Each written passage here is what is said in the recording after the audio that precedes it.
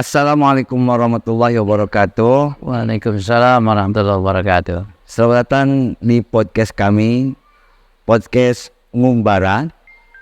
Ngubaran Mana Baraya yang merupakan kisah yang menginspirasi buat kita semuanya.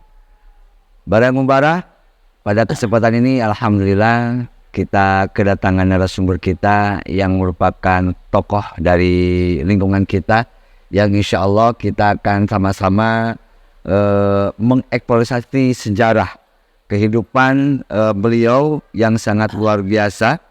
Dan apakah keistimewaan beliau?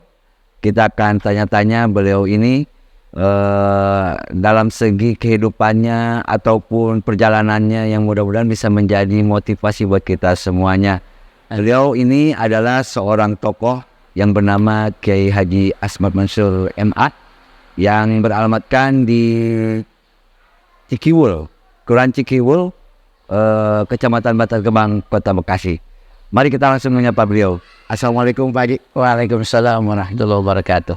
Alhamdulillah pada kesempatan ini kami dari tim Ngumbara bisa bersilaturahim ke Pak Kiai. Ya, kita pengen bagi-bagi pengalaman Pak Kiai. Mudah-mudahan adanya beberapa pertanyaan dari kami bisa memberikan motivasi buat kami dan juga para Ngumbara Maraya gitu. Namun sebenarnya Pak Kiai, seperti kita sebelum bertanya-tanya, kita ada slogan dulu buat Ngumbara. Ngumbara yuk. Ayo, hayo.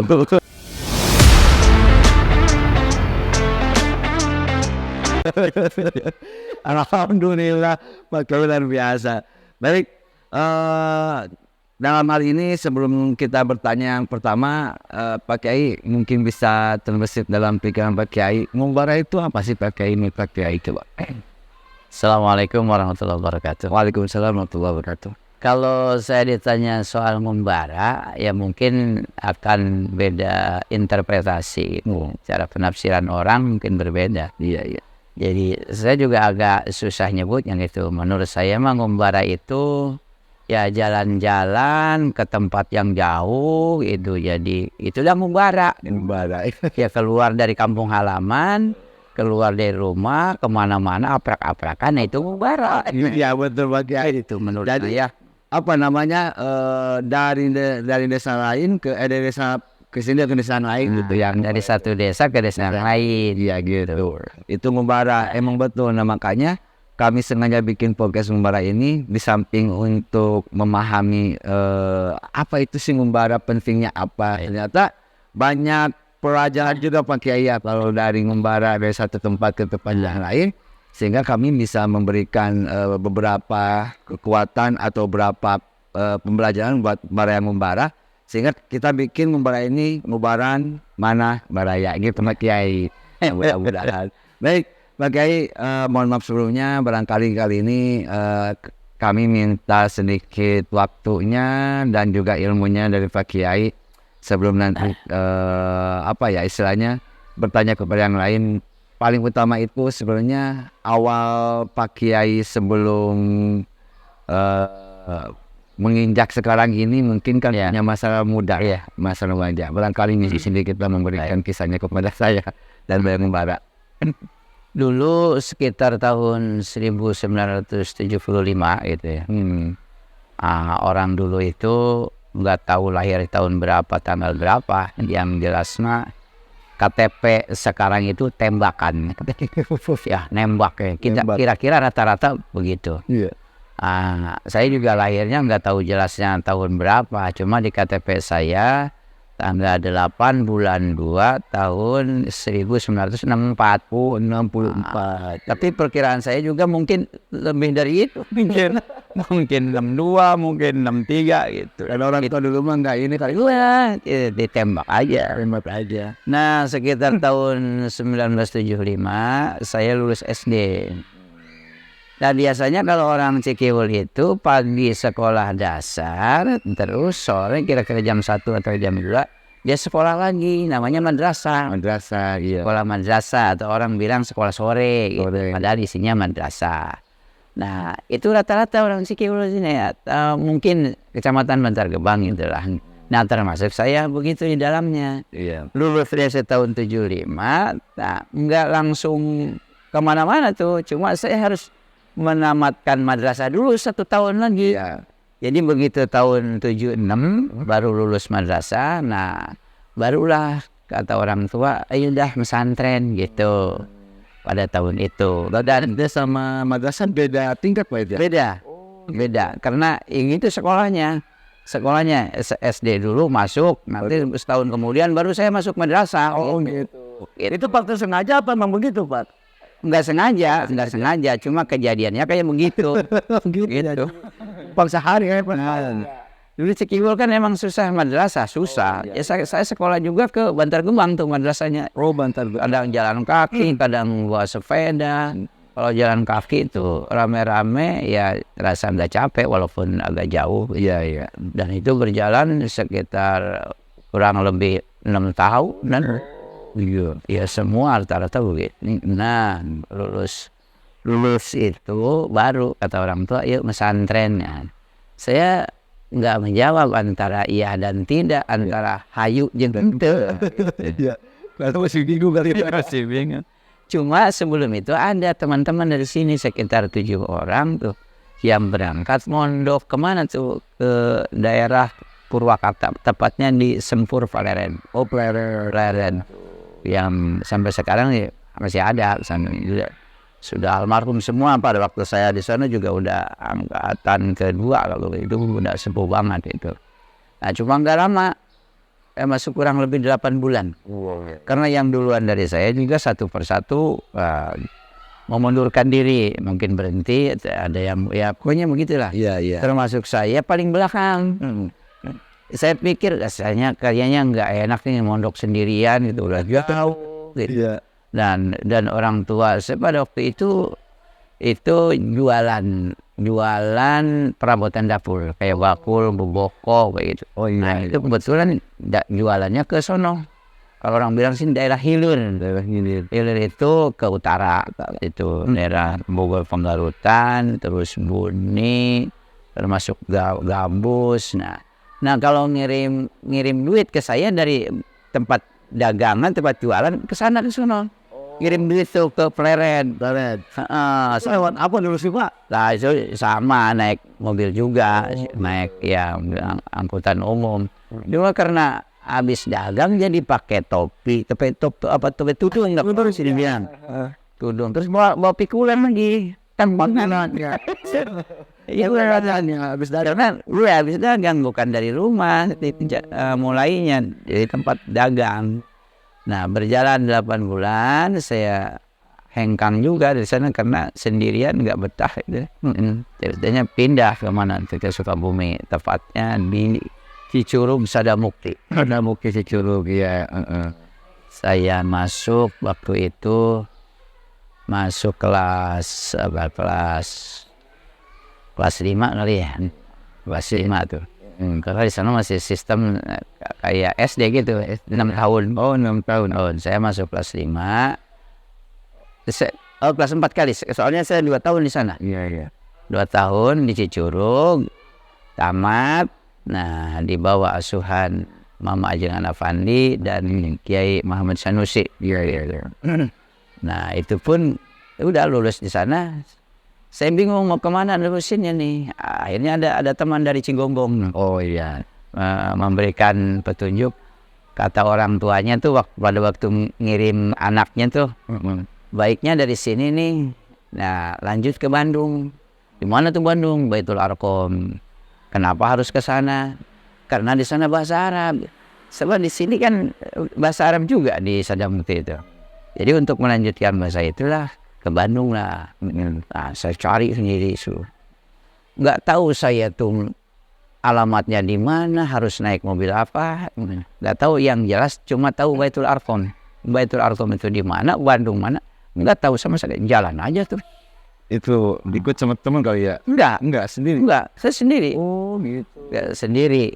Nah, lihat sendiri. Terus ada teman dari Jakarta mau ikut saya dah. Ikut dia. Akhirnya saya bersama dia ke Bandung tuh.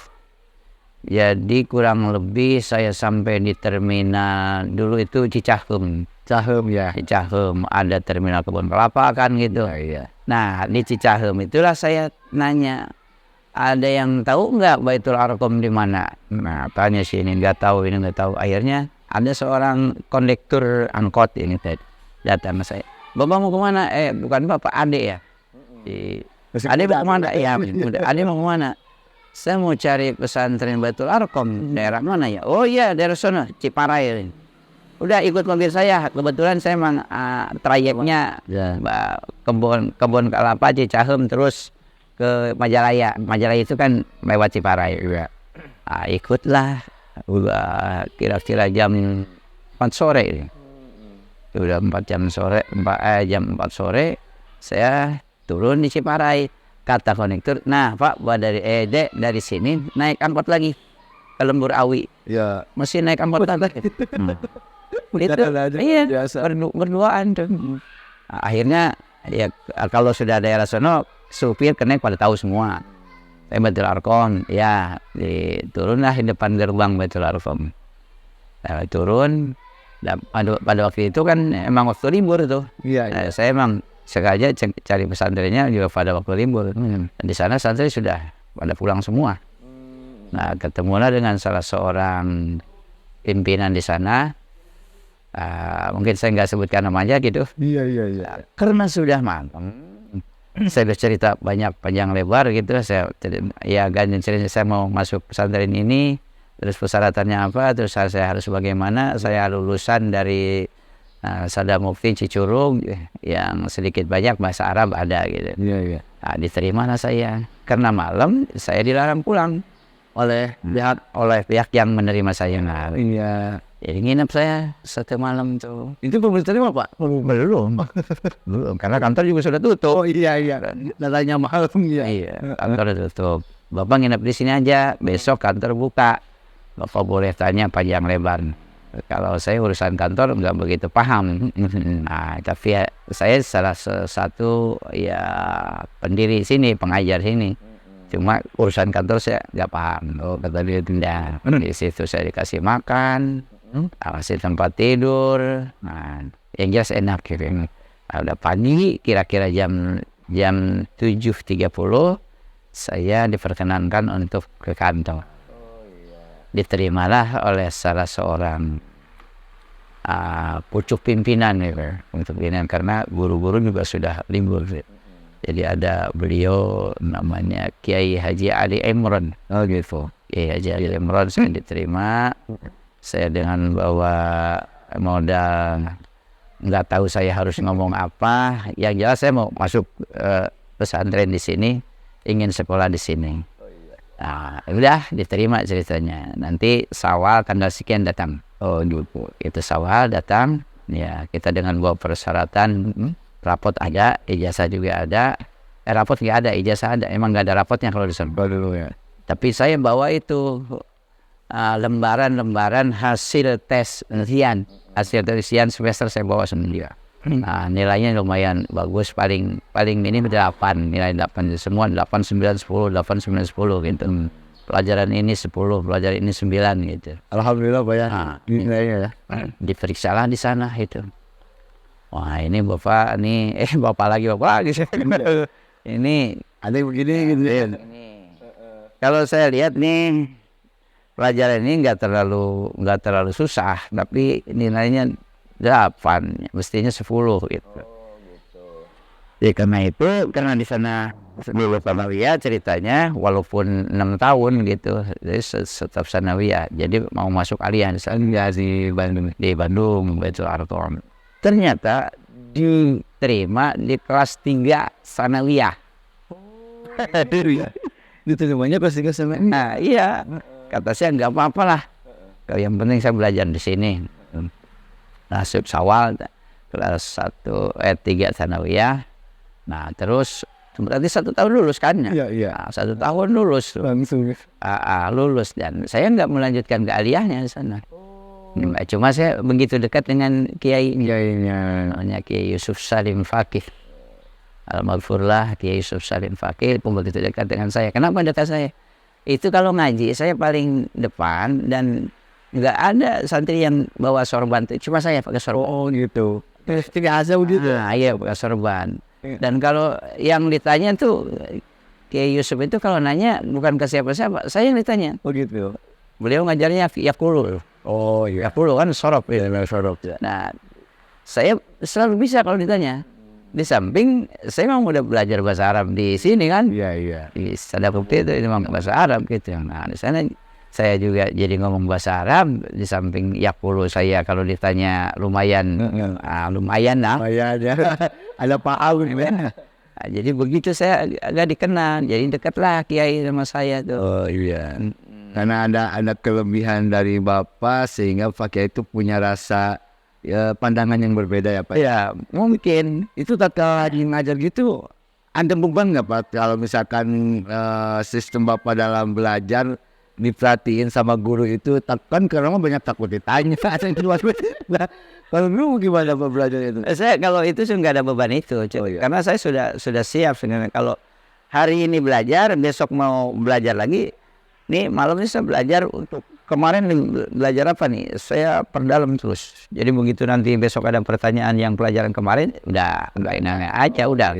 Tapi tetap ya ini mah ada mutolaah dulu. Oh iya, ya Pak ya. Kan tanpa mutolaah itu nggak akan bisa. Jangankan kita belajar, ngajar saja kalau tidak mutolaah dulu aprak-aprakan. Iya. Jadi membara gitu. Iya membara benar Pak. Jadi emang ada membara dulu Pak juga ya Pak ya. Iya. Tapi itu kalau di keluarga Pak, mungkin orang tua sistem untuk mencari ilmu itu emang harus apa keras apa gimana Pak? Sebetulnya kalau saya pesantren itu nggak terlalu keras, kecuali kalau di SD. Orang tua itu sangat keras. Oh gitu ya. Bahkan saya kalau mau SD itu nggak mau, sebenarnya nggak mau sekolah. Saya sengaja bangunnya siang. Jam 8 baru bangun. Saya kalau bangun pagi takut disuruh sekolah. Oh gitu ya. Kalau bangun saya bukan mandi gitu, tapi pergi ke kebun supaya dicari tidak ada. Tidak ada. Kalau ada disuruh sekolah. Oh gitu. Kenapa Pak? Ada unsur apa gitu? Pokoknya nggak mau sekolah, nggak tahu tuh. Tapi akhir-akhir jadi kemudian jadi kita yang justru yang mau dorongan, kita malah mendorong orang tua gitu. Iya. Ya, untuk pesantren aja, untuk pesantren itu keinginan saya sampai aprak-aprakan itu, sampai membara itu dari bara gitu. Ya keinginan saya pribadi. Orang tua nggak tahu. Oh kita mau kemana nggak tahu. Udah Sukabumi ke Bandung gitu? Nggak tahu. Oh nggak tahu. Kita inisiatif sendiri Pak ya? Ya inisiatif sendiri. Gitu. Dan saya selama di sana itu dikirim duit ya 15.000 sebulan. Oh itu kan nggak tahu Pak gimana orang itu ngirim duit Pak. Iya, orang lain saya kurang tahu, cuma yang setahu saya dikirim dari orang tuanya itu lebih dari saya. Saya 15.000 itu, makanya sering kalau ditanya emang cukup itu ya, kalau dibilang cukup emang nggak cukup, tapi adanya segitu. Iya. Gitu. Yang memaksakan banget. Sampai saya begini, sampai di Cicurug kan berarti lebih kurang dari segitu. Sebab zamannya agak kesonohan. Iya. Sampai saya begini. Saya kehabisan duit, tapi sementara kalau pagi orang lihat sarapan bubur, sarapan itu kayaknya enak gitu. Nah, saya akhirnya ikut ke sarapan, beli bubur. So. Sampai saya punya utang, itu bayarnya setelah saya di rumah. Oh iya. Iya, setelah saya di rumah punya utang ke warung, udah nikah di rumah gitu. Saya bayar utang ke pondok dulu, waktu masih mondok di sana punya utang, saya bayar, ingat terus. Termasuk di Bandung juga saya meninggalkan utang, bayarnya setelah di rumah. Dulu bayar sudah selesai ya. Habis duit kurang ya, tapi kita nggak berani minta tambahan gitu. Kan ke orang tua. Nah, mungkin kita tambahin dong sampai 20.000, nggak begitu. Karena kita tahu keadaan orang tua juga. Iya. Gitu Pak ya. Nah, di Bandung saya kurang lebih sekian sampai lulus sanawiyah. Akhirnya minta izin kepada Kiai itu Yusuf ya. Sama Kiai, mungkin saya tidak melanjutkan ke aliyah. Saya mau izin pindah dan mohon doanya ilmu yang sudah saya pelajari di sini biar manfaat, dan minta izinnya untuk pindah. Mungkin ada ini ke Jawa Timur. Kemana tuh? Ke Zainul Hasan. Zainul Hasan tuh ke Genggong. Zainul Hasan dia. Oh iya, itu kiainya memang Mimba'dil Aulia. Oh, apa tuh Pak? Dari sebahagian wali. Itu pendirinya itu memang Pendirinya itu. tergolong wali ya. Tergolong waliullah. Nah, terus itu cucu-cucunya jebolan dari Madinah. Nah, itu. Nah, saya di sana. Nah, sebelum itu kan ceritanya mau melanjutkan ke India. Nah, dari situlah kurang lebih tahun 82 ya. 82 ya. Itu yang saya aprak-aprakan bilang Mumbara itu Bang Madura. Sampai ke Madura Pak ya? Madura berapa tuh Madura? 1 bulan saya. Ceritanya cari pesantren juga bersama teman dari itu kan Cipete Jakarta Selatan. Saya bersama beliau sekarang udah almarhum. Orang udah almarhum, saya selama 1 bulan ke Madura. Dan orang tua juga lagi-lagi nggak tahu. Saya tahu. Iya, saya mau kemana nggak tahu. Itu bener-bener nekat Pak. Nekat. Terus keadaan maaf lah, tanda kutip keuangan gimana Pak? Nah, itu. Keuangan itu ya mas serba minim, tapi untuk ongkos ke sana ada gitu.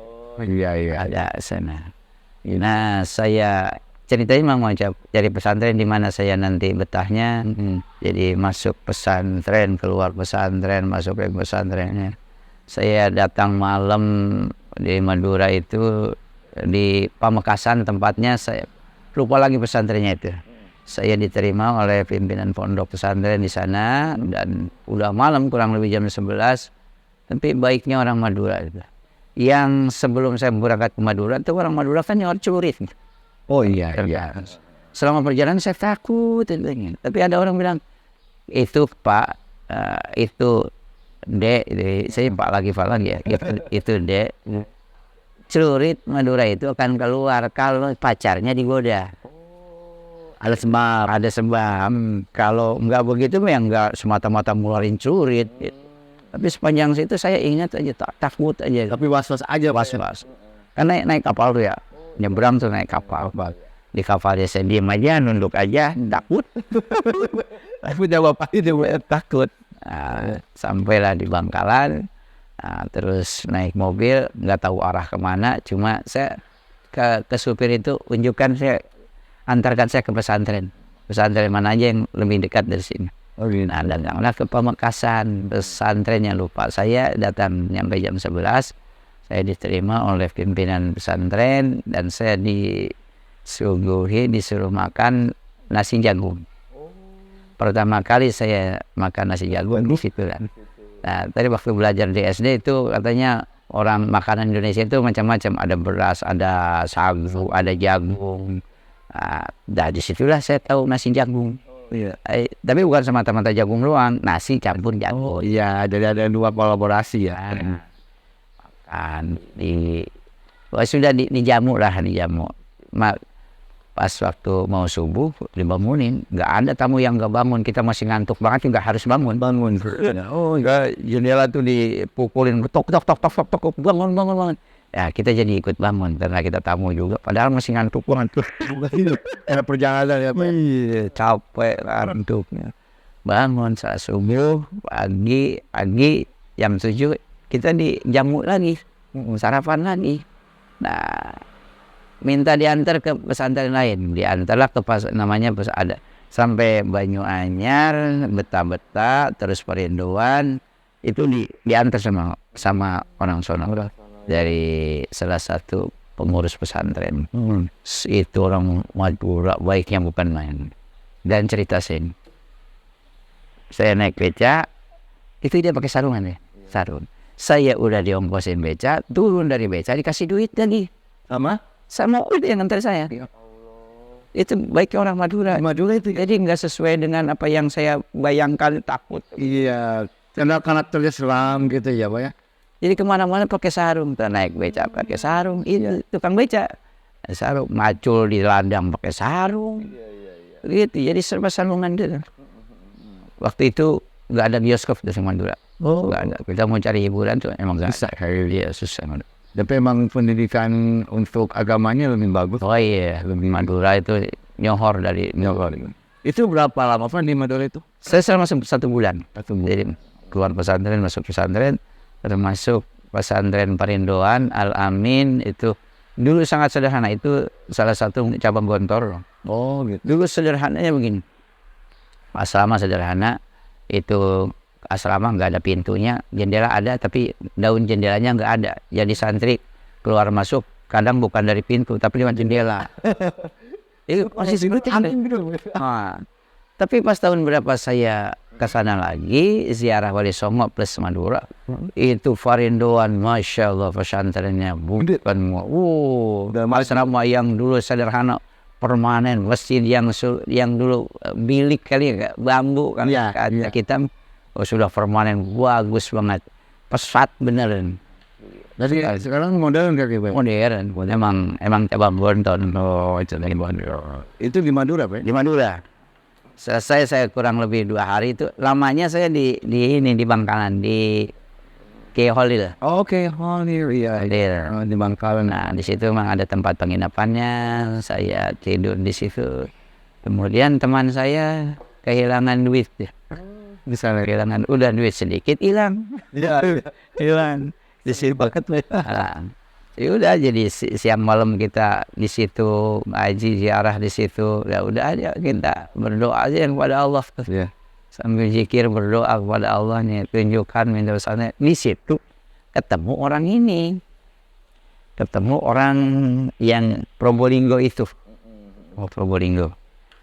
Ketemu orang Probolinggo yang tadi Zainul Hasan itu. Oh iya. Sono dia biasa bawa orang keluar masuk Malaysia tapi ilegal. Iya. Itu di sono lah dia ada di tempat ziarah di Holil. Ngobrol-ngobrol saya dengan dia sampai dia mempengaruhi saya supaya mau ayo ke Malaysia aja sama saya gitu. Oh iya. Tapi saya bukan tujuan, saya cari pondok kok diajak ke Malaysia gitu. Mungkin kalau orang yang maunya kerja gitu mungkin mau. Pasti mau ya. Iya. Nah, akhirnya saya diajak ke rumah dia di Probolinggo. Dia cerita ke orang sonohnya, ini teman saya kalau saya ke Jakarta tidur di rumah dia. Padahal ketemunya baru di situ. Ketemu di situ. Nah, saya diunjukin sama dia tuh mau pesantren di situ aja. Pesantren Zainul Hasan. Itu. Jadi kita aprak-aprakannya ngumbaranya ke Madura, tapi ketemu pesantrennya di Probolinggo. Probolinggo kan di Surabaya di sini. Probolinggo terus Pamekasan, Bondowoso, Banyuwangi kan jauh, Luar biasa. Nah, 1 tahun saya di situ. Iya. Di Probolinggo. Tuh, Bara ini berarti pelajaran benar-benar cocok banget, pas banget. Baranya Pak Kiai itu benar-benar bara ya.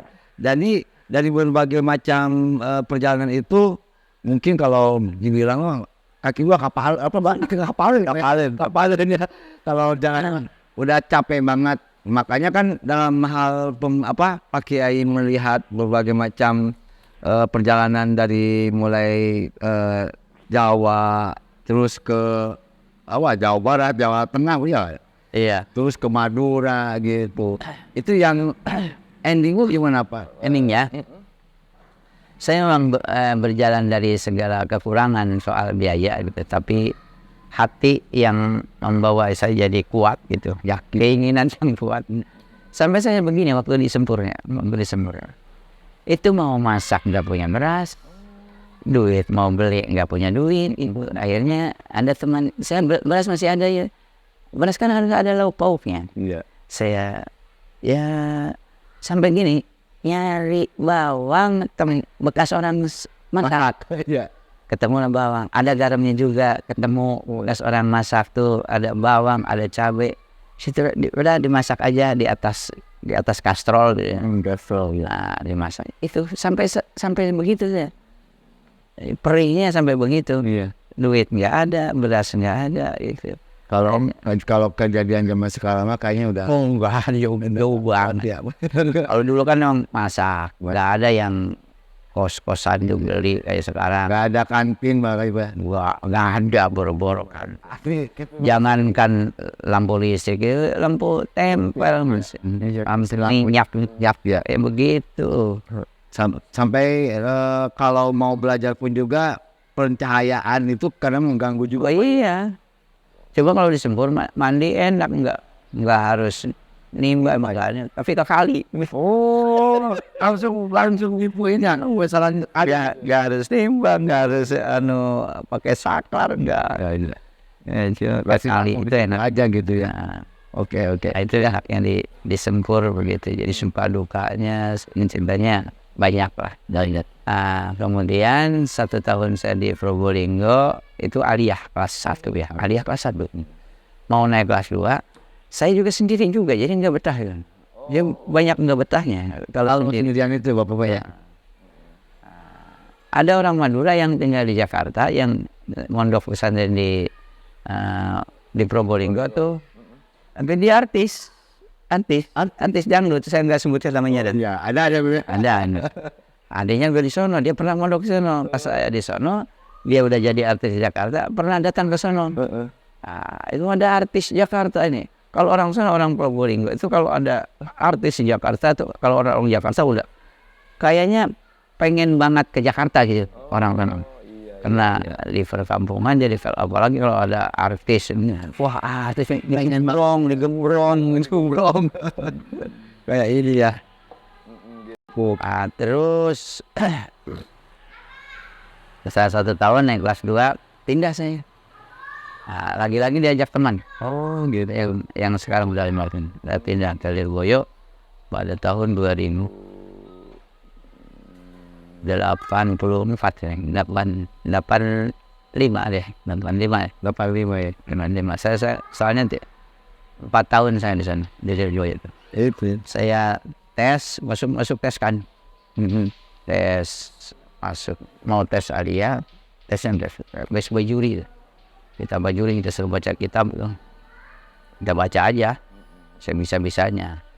Ternyata setelah hasil tes kita diterima di kelas 3 sanawiyah.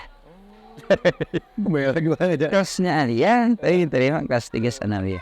Ada orang yang tes sanawiyah tapi diterimanya di MI. Oh gitu. Padahal di sini udah lulusan aliyah negeri. Tapi di sana diterima di sanawiyah. Itu kan emang jauhnya kurikulumnya, perbedaannya jauh gitu. Pada waktu itu pembelajaran ilmu yang sebenarnya pakai itu sebenarnya itu apa sih pakai? Saya alat ini. Oh alat. Nahu saya pakai. Now out of keren. Oh. Misalnya dari Sukabumi juga saya dibekali nahu gitu. Saya kalau udah belajar nahu udah enjoy aja udah. Jadi ya boleh dikata saya paling bisa gitu. Seangkatan saya. Jadi kalau belajar alat itu kan dimana baca Quran pun juga lebih hati-hati. Lebih ini juga bahasa Arabnya pun juga ya pakai ya. Nah akhirnya membara sebenarnya perjalanan pakai ini kalau diterangkan hampir 10 jam gak wakar saja masih panjang banget. Tapi intinya pakai di sini setelah membara kesana kesini, walhasil kembali ke tanah kelahiran. PKI mulai punya pemikiran untuk keinginan perintisan yang PKI. Bisa. Saya dulu sepulangnya dari Lirboyo itu tahun 89. Nah ini cerita juga.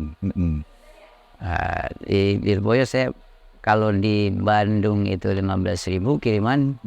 Di Lirboyo 25.000 naik sedikit 25.000. Iya tapi walaupun demikian jelas aja nggak cukup kemana kemari. Dan kalau kita mau banyak tapi ya kita cukupin aja, cukupin aja.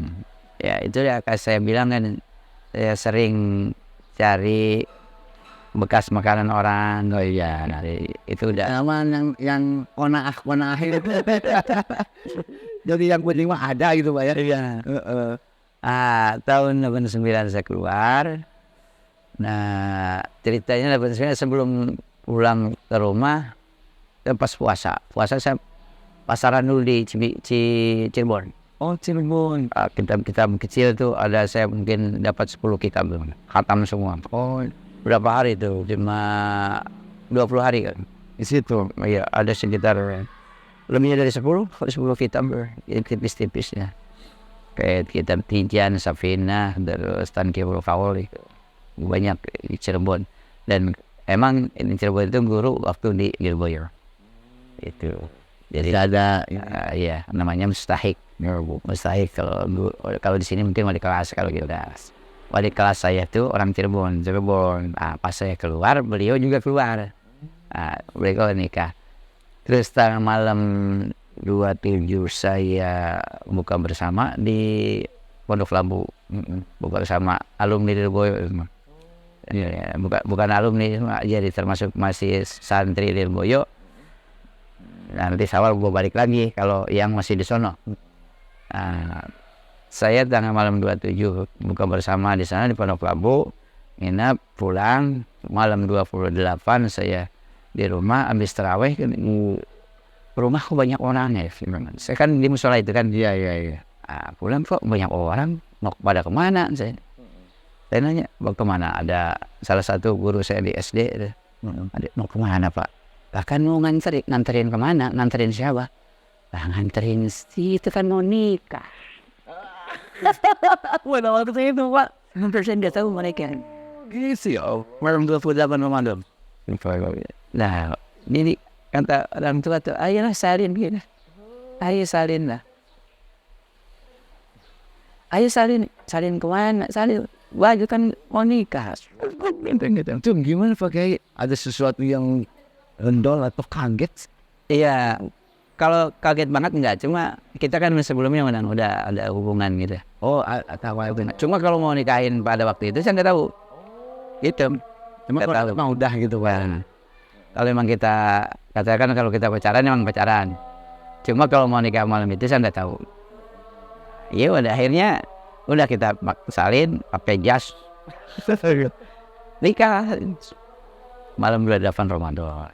Nah, sampai hari ini itu istri yang satu punya anak 5, cucu mau 7. Tidak benar Itu Iya. dari perjalanan itu 89 dan 90 89 akhir 90 saya udah mulai ngajar di sini. Ngajar ibu-ibu loh, majelis taklim. Belum ke yang formal Pak Kiai itu. Oh, dulu majelis taklim ya. Coba yang ngajinya 5 orang. Istri, orang tua, adik, tetangga 2. Oh, kenapa itu? 5 orang di majelis itu Pak ya? Di rumah bukan di mana? Oh, di rumah. Rumahnya ini loh, yang waktu ngadep sini. Itu. Ini terus tiap minggu pagi. Jadi besok minggu aja lagi tambah. Mungkin tambah semakin tambah. Di rumah nggak cukup nih. Oh iya. Ah, di rumah nggak cukup. Pindahlah ke musola itu. Yang di sana Bu ya? Ah, Yang dekat apa Bu ya? dulu Alferia namanya. Feria, iya. Dulu Alferia. Itu yang saya bilang musolanya memprihatinkan ya.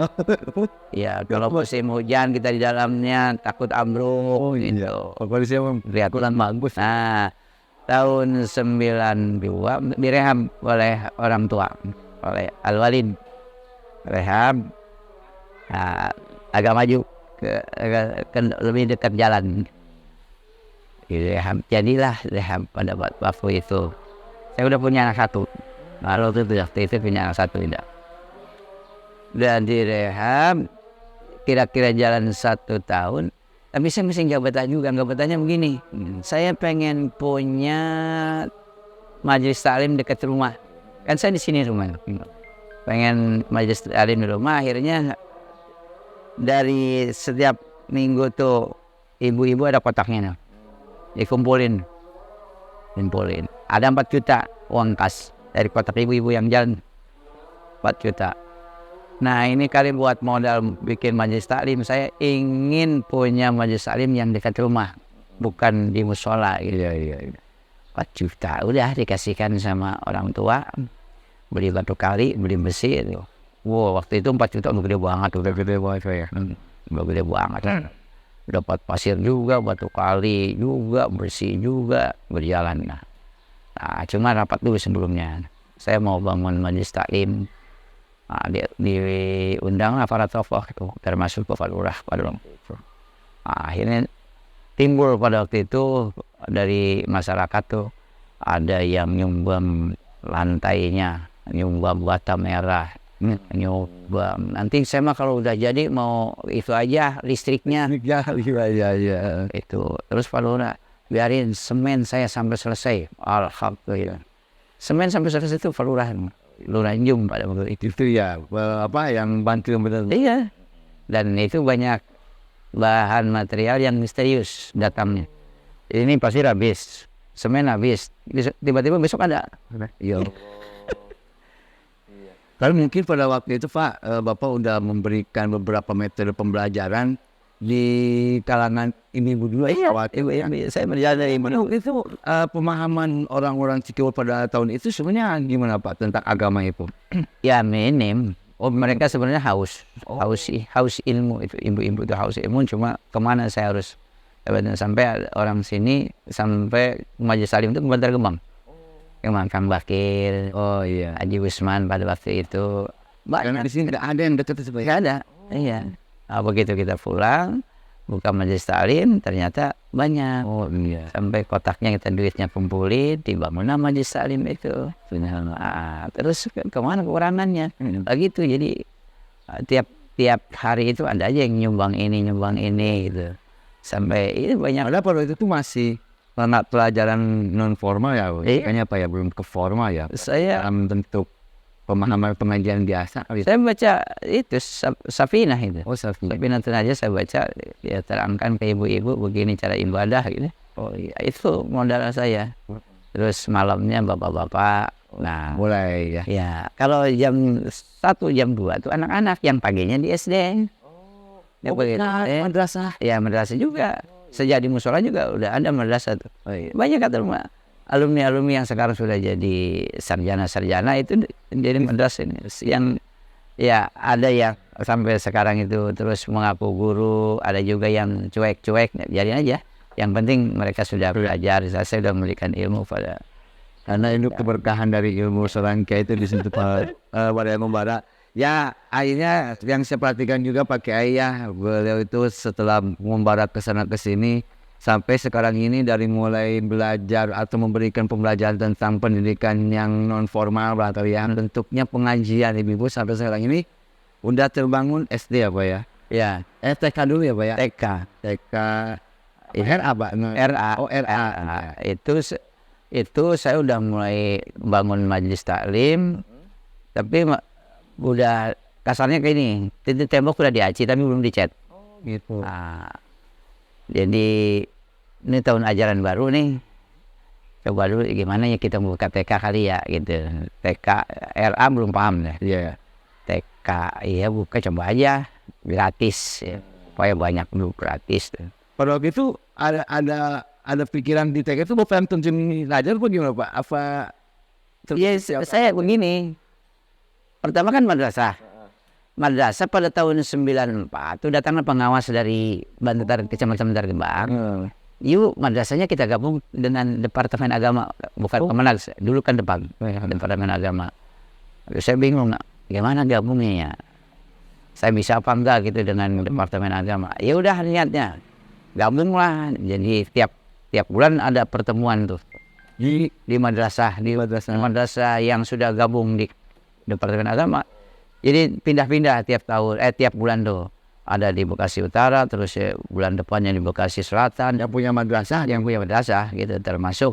Nah, saya ikut terus perkembangannya. Berarti di sini juga suka ada pertemuan pada waktu itu? Iya, pertemuan.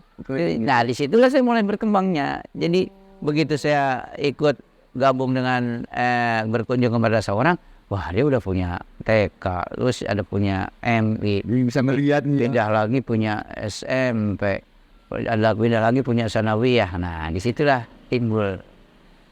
Untuk sampai seperti ini sekarang ini nggak ada bayangan dari dulu, nggak ada bayangan saya sampai nanti mau jadi apa, nggak ada sama sekali. Iya. Itu timbulnya setelah di rumah aja kita pengalaman, orang teman sebaya saya udah punya itu, punya ini.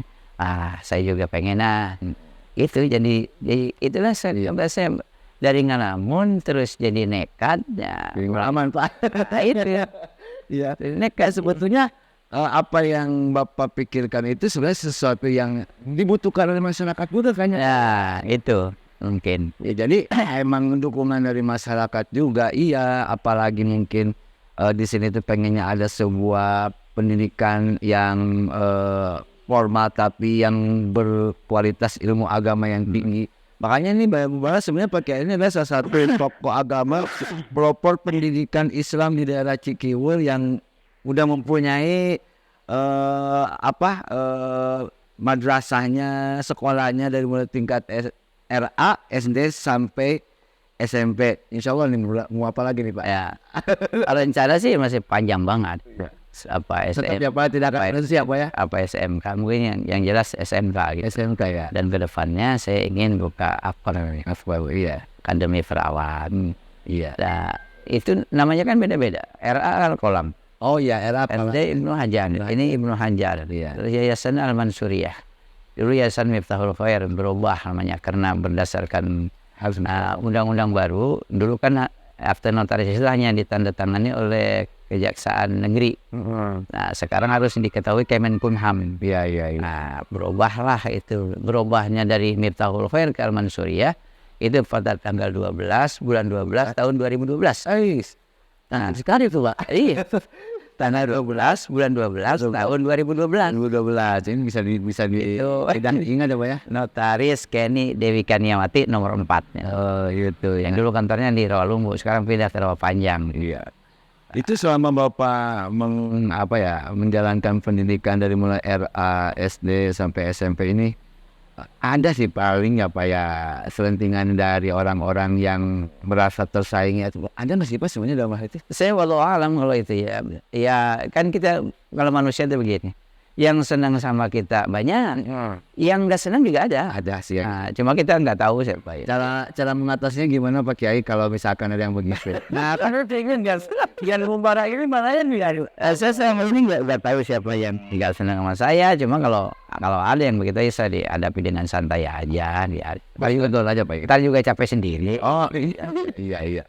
Karena kita itu nggak merasa merugikan orang ya Pak ya. Iya. Kan kita rencana di sini ingin memberikan kemanfaatan bagi masyarakat, sehingga alhamdulillah mungkin di Yayasan Al-Mansuriyah ini sudah berdiri pendidikan dari mulai RA, SD sama SMP. Bahkan yang lebih unik lagi Bayang Mubarak pakai juga buka umroh apa nih Pak? Ya, itu umroh ya, penyelenggaraan umroh, penyelenggaraan umroh. Umroh haji gitu Pak. Umroh aja. Umroh aja Pak. Penyelenggaraan umroh itu kalau itu bimbingan umroh Al-Mansuriyah. Kalau disingkat buah. Oh, apa? Buah itu B-nya bimbingan, U-nya umroh, A-nya Al-Mansuriyah. Oh, buah. Buah. Oh iya. A-nya Al-Mansuriyah. Oh, jadi biar berbuah. Bimbingan umroh Al-Mansuriyah. Al-Mansuriyah tahun berapa Pak itu mulai berjalan? Saya kalau nggak salah tahun 2015 ini. Oh, 2015 setelah ini berdiri. SMP kan 2015. Iya ya. Nah, setelah itu umroh Bapak siapa yang udah ikut urus Pak ya? Ya alhamdulillah. Nah, besok juga September berangkat lagi. September 2023 September berangkat lagi insya Allah. Oke. Itu luar biasa. Kalau saya boleh capek banget kan ini bagaimana Pak Kiai? Maksudnya gini Pak Kiai. Karena kan kalau ada sejarah itu orang seneng ada greget. Wah siapa nih? Tapi Pak Kiai kan nggak ada capeknya gitu. Tapi bisa bermanfaat bagi masyarakat. Bahkan di samping umroh juga ini kita menghadapi bulan Idul Adha juga. Pak Kiai juga sama Pak ya membuka untuk apa Pak Kiai untuk bulan kurban.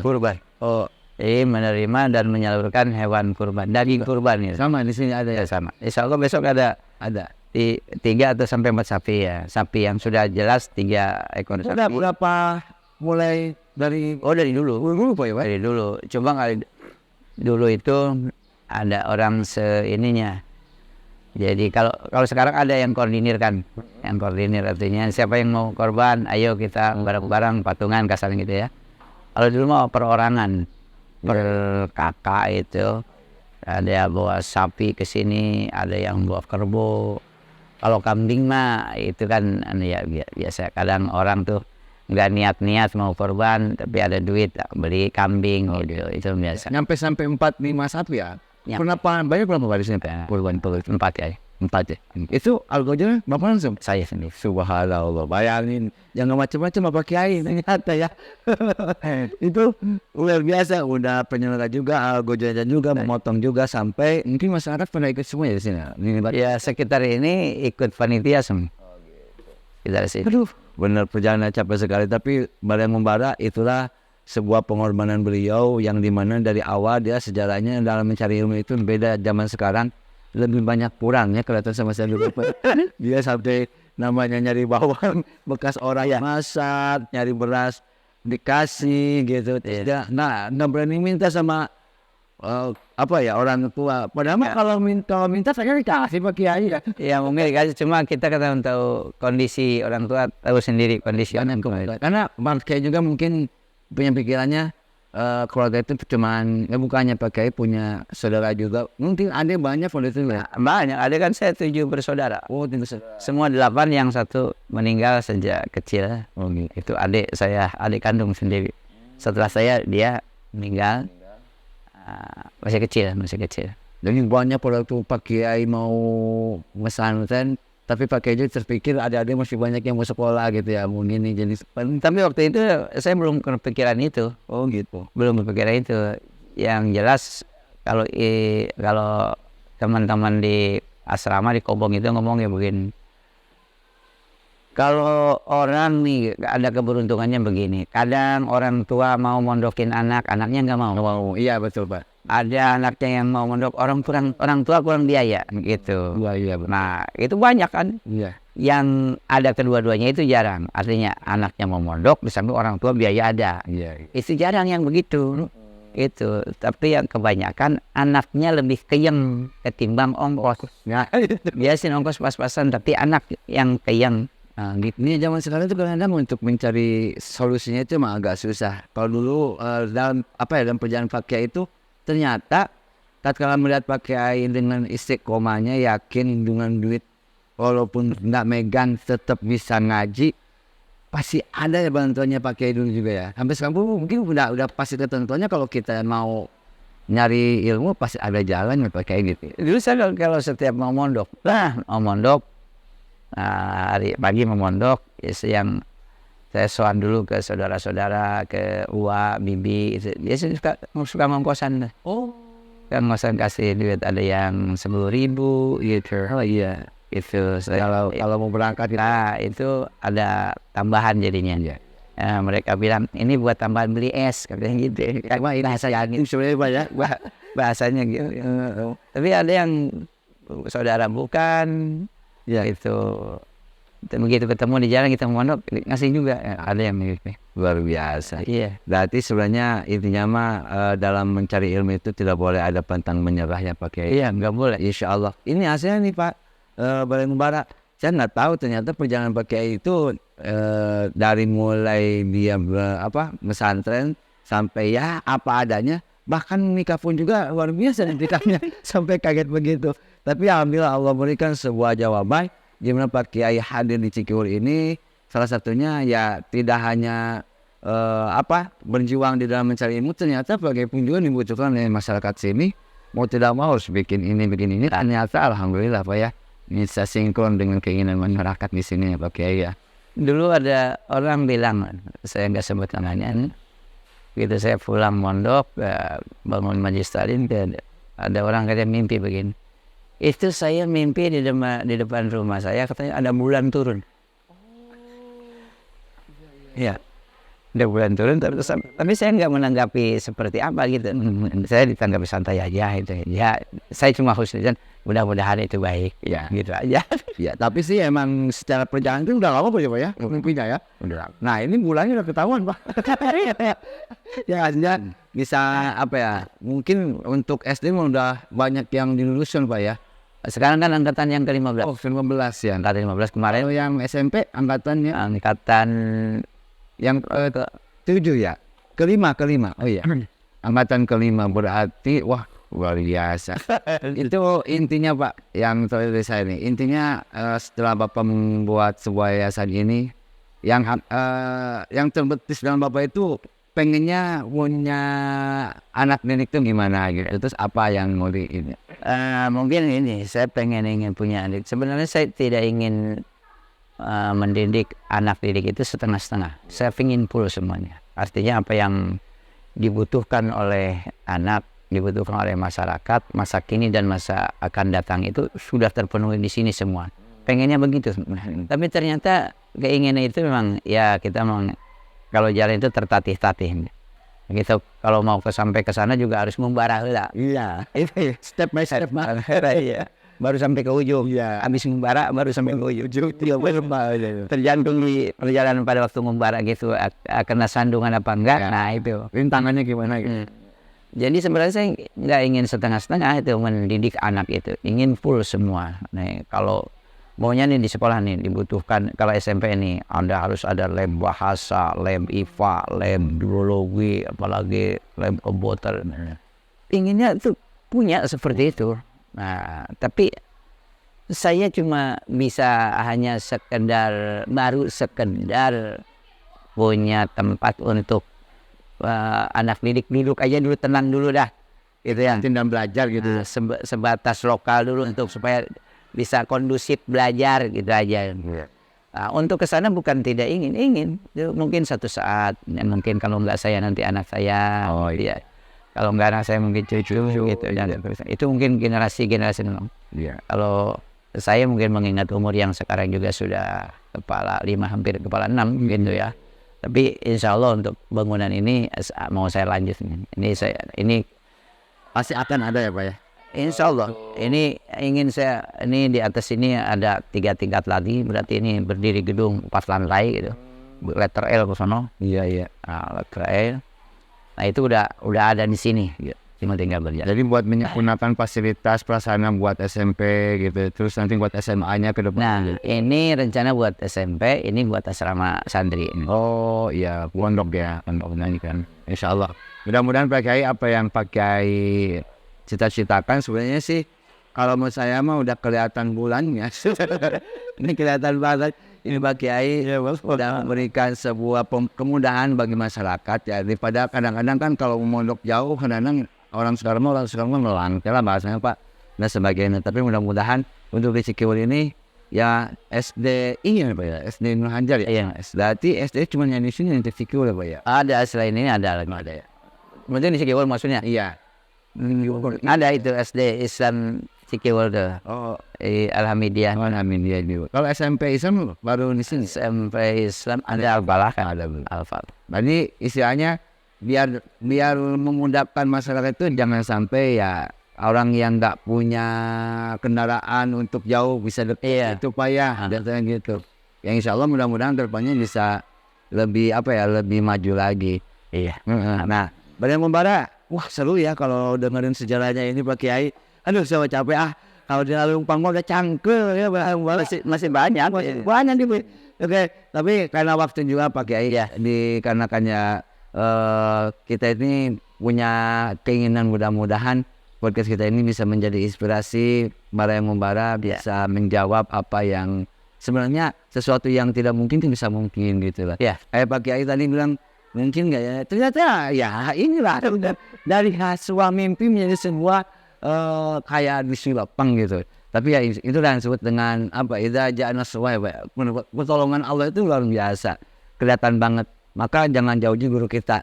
Hormatin guru kita. Ilmunya kita ambil sebaik-baiknya. Insya Allah pasti kita akan mempunyai apa yang kita inginkan. Mudah-mudahan Pak Kiai, amin, dengan adanya Pak Kiai di sini bisa menjadikan sebuah kekuatan khususnya buat Cikiwul ini masyarakatnya lebih cinta kepada pembelajaran agama khusus. Amin. Karena emang lihat sekarang ini pergaulan anak-anaknya luar biasa.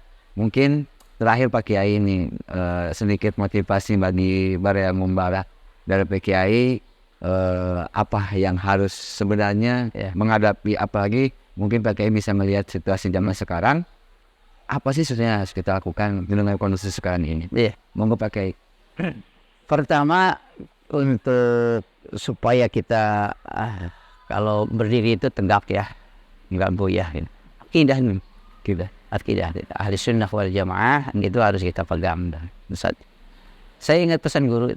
Yang kedua pesan guru, ingat kamu harus ngajar dimanapun, harus ngajar, dan apa yang kamu bisa itu ajarkan. Bisa Iqra, ajarkan Iqra. Bisa Al-Quran, ajarkan Al-Quran. Itu apa yang kamu bisa itu ajarkan. Itu pesan dari guru. Kemudian ada pesan begini, sabda Rasulullah kali ya, untuk semua bisa dipegang ini. Ada 2 hal yang harus kita ingat, ada 2 hal yang juga harus kita lupakan. 2 hal yang harus kita ingat itu kalau orang berbuat baik kepada kita harus ingat terus. Nah, satu, kalau kita berbuat salah kepada orang lain harus kita ingat. Agar ada perubahan bagaimana saya untuk tidak berbuat salah lagi. Itu dua hal yang harus kita ingat. Ada dua hal yang harus kita lupakan. Apa itu yang harus kita lupakan? Kalau kita pernah berbuat baik kepada orang lain, lupakan, jangan diingat-ingat terus. Kalau orang lain berbuat salah kepada kita, lupakan. Jangan diingat-ingat, seolah-olah tidak pernah terjadi apa-apa. Insya Allah hidup kita selamat, bahagia, dunia akhirat. Amin ya Allah. Itu pesannya singkat, padat. Sebenarnya ini mudah dikatakan tapi susah untuk menjelaskannya banyak. Iya. Kalau orang salah kepada kita, jangan kita ingat. Tapi keingatan baik, enak-enak disebut wajahnya. Tapi insya Allah mudah-mudahan ini bisa menjadi modal awal kita. Yang insya Allah mudah-mudahan nanti ke depannya kita bisa belajar lagi. Mudah-mudahan ini bisa ketemu lagi dengan Pak Kiai. Amin. Dan beberapa mungkin dari Balai Mubarak. Minta dong Pak Kiai lagi. Mohon nanti Pak Kiai siap sedialah nanti. Insya Allah. Ya mudah-mudahan sehat, panjang umur. Kiainya mudah ilmunya berkah dan mudahkan rezekinya Allah SWT. Mungkin saya selaku moderator di sini Kang Among dan Bapak Kiai Haji Asmad Mansur. Sampai di sini dulu perjumpaan kita. Terima kasih Pak Kiai. Mudah-mudahan Pak Kiai berkah semuanya. Amin. Buat Balai Mubarak. Jangan lupa Mubarak yuk. I will. Assalamualaikum warahmatullahi wabarakatuh. Waalaikumsalam warahmatullahi wabarakatuh.